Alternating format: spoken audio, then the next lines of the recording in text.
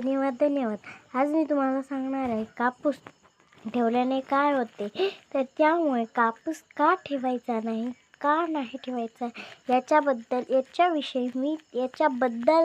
याच्याविषयी मी तुम्हाला माहिती सांगणार आहे.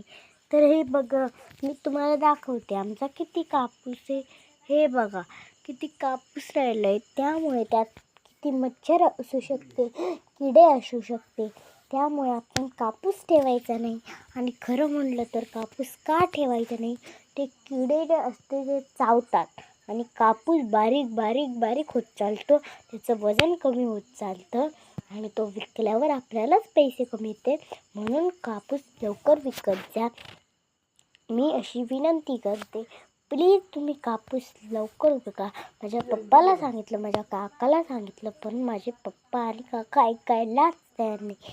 असं होतं आहे की कधी जाईल कापूस आणि कधी नाही, असंच होतं आहे. उद्या असं नका करू. प्लीज तुम्ही कापूस विका.